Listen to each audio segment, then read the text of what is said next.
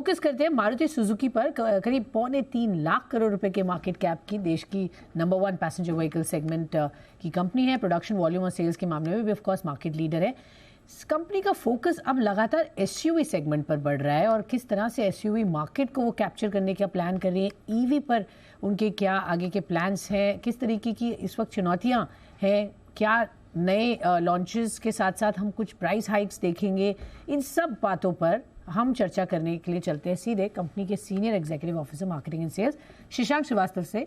मैंने एक खास बातचीत की, आइए सुनते हैं। एसयूवीज में आप लगातार अब आगे बढ़ रहे हैं, जैसा हम हमेशा बात करते थे, तो आपने कहा था अब एसयूवीज हमारा आपका फोकस रहेगा।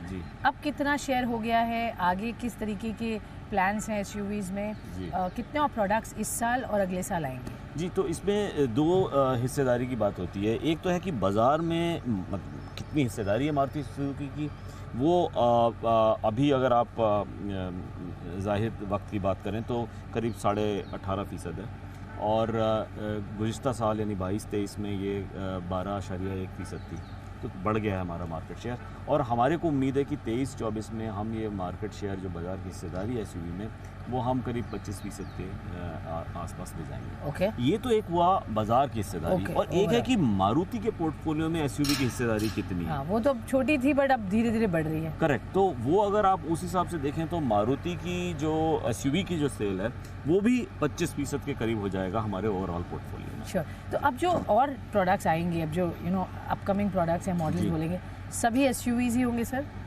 नहीं, ये कहना तो बड़ा मुश्किल है क्योंकि सेगमेंट तो सारे ही अहम हैं। अगर आप देखें हाइट सेगमेंट भी बहुत अहम है, वो 13,40,000 था पिछले साल में, और ऐसे ही एमपीवी बहुत अहम है, एसयूवी भी इम्पॉर्टेंट है। तो इसलिए ये कहना मुश्किल है कि सिर्फ एसयूवी में ही फोकस किया जाएगा। ये क्योंकि मारुति एक मार्केट लीडर है, तो ये बहुत ज़रूरी है कि हम अगर अपने हदफ 50% का जो मार्केट के जो हिस्सेदारी का जो हदफ है उसको अगर हमें हासिल करना है तो यकीनन हमें सभी सेगमेंट में अपनी जो है प्रेजेंस रखनी पड़ेगी। ओके, पर अगले 2 वर्षों में हम कितनी एसयूवीज आपकी तरफ से देखेंगे? अगर आप हमें नंबर बता पाएँ, डिटेल तो आप नहीं बताएंगे मुझे पता है। जी देखिए, वो भी आगे की बात करना, जैसे मैं हमेशा आपको बोलता हूँ, थोड़ा सा उसका बयान करना मुकम्मल तौर पे शायद गैर मुनासिब है, इसलिए वो कहना तो मुश्किल है। लेकिन ये ज़रूर मैं आपको कहूँगा कि मारुति सुजुकी हमेशा से प्रोडक्ट के मुतालिक बहुत एग्रेसिव रही है। आपने देखा होगा हमारा पोर्टफोलियो जो है इस समय 17 मॉडल्स हैं। 17 मॉडल। ऐसा कोई मैन्युफैक्चरर नहीं है जो 17 मॉडल लेके, तो हमारा पोर्टफोलियो हमेशा से स्ट्रॉन्ग रहा है, मजबूत रहा है। और हमें और ये जो सिलसिला है प्रोडक्ट, जो नए जो प्रोडक्ट्स उतारने बाज़ार में, वो मारुति सुजुकी यकीनन आगे भी वो जारी रखेगी। ओके, प्राइस हमने देखे थे बड़े थे पिछले साल जब रॉ मटेरियल प्राइसेस बढ़ रहे थे, अब थोड़ा कूल ऑफ आ रहा है जी। क्या प्राइसेस में कुछ फेरबदल होने की संभावना है? जैसे जैसे आप नए लॉन्चेस ला रहे हैं, कुछ चेंजेस होंगे? अप्रैल हो गया है, एक यूजुअली टाइम पीरियड होता है, जून में कभी बढ़ जाते हैं या फेस्टिव सीजन से पहले यानी कि अक्टूबर, तो क्या अंदाज़ा वहाँ पर हम देख सकते हैं कुछ प्राइस? देखिए, जो जहाँ तक कीमतों का सवाल है वो इस बात पे मशरूत रहता है कि कमोडिटी प्राइसेस किस समत में जाती हैं। और आपने बिल्कुल दुरुस्त फरमाया कि अगर गुज़िश्ता 2 साल के हम आंकड़े देखें तो उसमें हमने देखा कि कमोडिटी प्राइसेस बहुत तेज़ी से बढ़ी हैं। Correct sir. और आप देयरफॉर जो कीमतें हैं वो भी तेज़ी से बढ़ी हैं। लेकिन उस तेज़ी से नहीं बढ़ी हैं जिस तेज़ी से कमोडिटी प्राइसेस बढ़ी हैं। और आज की डेट में ही जैसे आपने फरमाया कि कमोडिटी प्राइसेस कम तो हुई हैं, लेकिन कुछ ऐसी हैं जैसे स्टील प्राइसेस हैं आज भी बहुत तेज़ी में हैं। तो इसलिए ये कहना मुश्किल है कि वो किस समत में जाएगा। लेकिन हाँ, उस पर हम अपनी एक बारीकी नज़र बरकरार रखे हुए हैं, उसको देख रहे हैं। और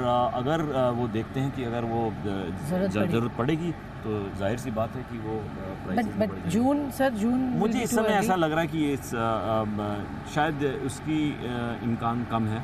और मुझे उम्मीद है कि ये जो स्ट्रक्चर है, क्योंकि अभी हमने अप्रैल में भी थोड़ी प्राइसेस जो है बढ़ाई थी, वो जो BS6 के फेज़ 2 नॉर्म्स की जो वजह से, जो रेगुलेटरी स्ट्रिंजेंसी है उसकी वजह से बढ़ाई थी। ओके, सो अभी इमीडिएटली नहीं, but wait and watch and cautious approach रख रहे हैं। सर ओवरऑल ये साल अब जो हमने शुरू किया, पिछले 2 साल बहुत अच्छे गए ऑटो इंडस्ट्री के लिए ओवरऑल अगर देखें, despite the challenges of semiconductor. अब चूंकि वो चैलेंजेस भी थोड़े हद तक अरेस्ट भी हो रहे हैं, डिमांड भी अभी तक इंटैक्ट है, तो क्या ये साल भी यानी कि ये वित्तीय वर्ष भी उतना ही अच्छा जाएगा? रिकॉर्ड नंबर्स जो आपने देखे वही कंटिन्यू होंगे? वो मोमेंटम लग रहा है बढ़ेगा, क्योंकि मानसून भी बता रहे हैं कि ऑन ट्रैक ही है सर।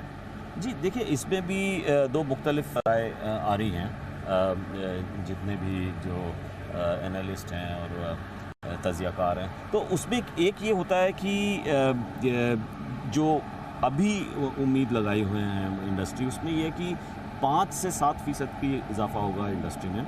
मतलब अगर आप उसको उसमें वॉल्यूम के कन्वर्ट करें तो करीब 40,50,000 से 41 लाख का मार्केट होगा। ये एक रिकॉर्ड मार्केट होगा, क्योंकि आपको पता है कि जो 2022-23 का जो वित्तीय साल था उसमें करीब 39 लाख गाड़ियाँ बिकी थी, विच वॉज अ रिकॉर्ड।